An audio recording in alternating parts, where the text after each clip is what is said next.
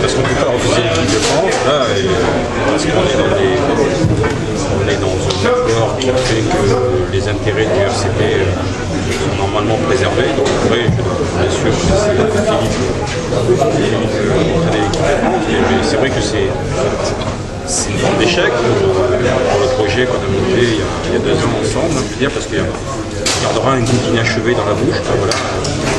Parce qu'on devait avoir le même projet sur 5 ans, et voilà, il milieu. Ce matin encore, vous disiez qu'il faudrait une contrepartie, que le calendrier devrait vous convenir. Qu'en est-il exactement? Moi aujourd'hui, sur les discussions qu'on a eues, on est satisfait. Voilà, c'est pour ça que Philippe, c'est pour ça qu'on accepte de libérer Philippe. Ça te coûtera 0. Ça me coûtera ce que je voulais que ça me coûte. Et comme remplaçant, vous disiez que ça se décantait, vous avez trouvé quelqu'un, une idée qui se précise? Il y a des pistes, voilà, il y avait des pistes. Maintenant, je peux vous le dire parce que ça se fera pas, la piste que je voulais absolument et je pensais réussir à faire, et je n'ai pas réussi, c'était de faire un duo franco-néo-zélandais. C'était Umaga d'un côté pour les Anglais et Daniel Herrero de l'autre côté. Ça ne pourra pas se faire, mais c'était une solution de rechange qui faisait que j'étais assez optimiste et voilà, j'ai rencontré je pensais y arriver. Il n'a pas voulu. Il n'a pas voulu et j'en ai eu beaucoup de regrets parce que c'est quelqu'un qui parle encore du rugby de demain, qui est complètement dans le coup. Voilà, il connaissait tous les joueurs, qui a une science, qui a un charisme naturel, qui a une intelligence. Voilà, c'était le pourquoi j'étais dans ma solution de rechange et j'étais à peu près certain, très confiant sur l'issue, sur le duo, quoi. Et c'est ce que j'avais programmé dans ma tête pour l'après Saint-André, en manager avant ces deux-là. Alors maintenant il reste le gars, bien sûr, il y a d'autres personnes. Il a hésité Herrero. Il a hésité Herrero. Quand Herrero, vous l'appelez, qui ne vous envoie pas balader déjà, et qui vous accorde plusieurs heures, plusieurs 2 ou 3 heures, et qui vous dit non pas non, qui vous dit pas non, que vous sentez quand même qu'il n'est pas loin d'avoir la larme à l'œil, quoi. Parce que émotionnellement c'est un moment important pour lui. Quand il vous dit petit, je t'appelle demain, et qu'on attend le coup de fil toute la matinée, alors quand il vous dit non, on est un peu déçu parce qu'on s'est dit, après c'est dire de trucs, on se dit soit c'est non de suite, s'il hésite ça veut dire oui. Voilà. Bon, il a hésité, ça veut dire non. Et Umaga alors du coup c'est plus ou moins sûr qu'il viendra? Umaga c'était dans cette configuration. Je trouvais qu'il y avait quelque chose entre les 2 hommes. Voilà. Il y avait un point commun, quoi. Il y avait un truc à faire entre les deux, quoi. Voilà. Je pense qu'Umaga vis-à-vis des Anglais, c'est la personne idoine. Et puis Daniel, des Français, c'était énorme, simplement énorme.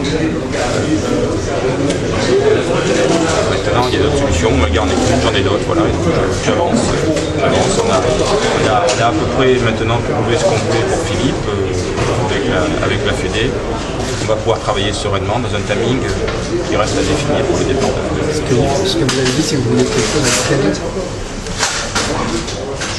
Je voulais que les choses aillent très vite avant parce que j'avais cette solution qui était quasi bouclée, et donc je voulais mettre ça en place de suite.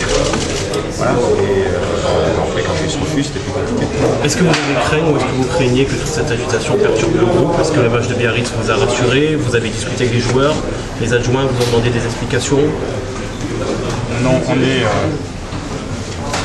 j'ai rencontré mes joueurs, j'ai rencontré mon staff plusieurs fois.